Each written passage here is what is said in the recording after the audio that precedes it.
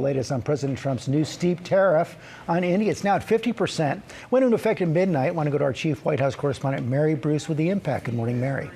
Good morning, George. Well, President Trump has doubled the tax on goods imported from India from 25 to 50% in an effort to punish the country for buying Russian oil. This new 50% tariff on nearly all goods imported from India is among the highest imposed by the Trump administration and on a country with deep ties to the U.S. It means that Americans could pay more for everything from clothing and footwear to jewelry and furniture. Now, so far, pharmaceuticals and electronics are exempt, but there is no question this is going to have a huge impact on American importers, many of whom have increasingly turned to India to lessen their dependence on China. But the president is adamant that this is going to make it harder for Russia to get rich and fund its war in Ukraine. But India says it is, quote, unfair, unjustified, and unreasonable, George. And Mary, the president's attempt to fire a member of the Federal Reserve Board of Governors, Lisa Cook, heading to the courts.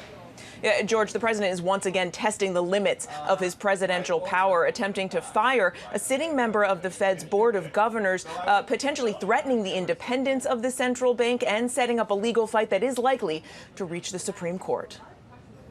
This morning, President Trump is insisting he has the right to fire Lisa Cook, one of the Federal Reserve's 7 board members, doubling down on his accusation that she's committed mortgage fraud. She seems to have had an infraction, and she can't have an infraction. Cook has not been charged with any crime, and President Trump himself was convicted of falsifying business records. Cook's lawyer now calling the president's move an illegal action and vowing to sue. While the president is allowed to fire a member of the Fed's Board of Governors for cause, Cook says he has none, writing President Trump purported to fire me for cause when no cause exists under the law, and he has no authority to do so. It will now be up to a judge to determine whether Trump's allegations merit Cook's firing, likely setting up another test for the Supreme Court. Cook was appointed by former President Biden, and her term doesn't end until 2038. The Federal Reserve now reasserting its independence, stressing long tenures and removal protections for its members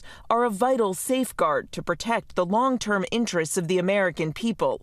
The central bank and its independence is crucial to the health of the nation's economy. But for months, President Trump has relentlessly pressured the Fed and its chairman, Jerome Powell, to lower interest rates, which Powell has signaled the Fed will do at their next meeting.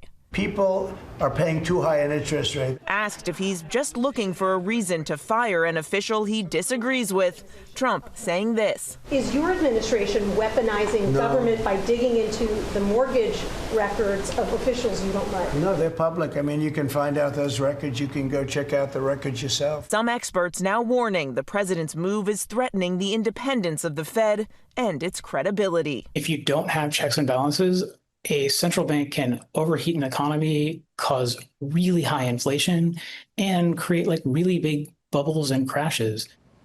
Now, experts we've talked to warn that this could create more doubt in the Fed's credibility and undermine confidence in the economy, especially when coupled with some of President Trump's other recent moves, like firing the head of the Bureau of Labor Statistics when he didn't like that recent poor jobs report. Rebecca. Yeah, Mary, that confidence central to everything from our stock market to the value of our dollars. All right. Thank you, Mary.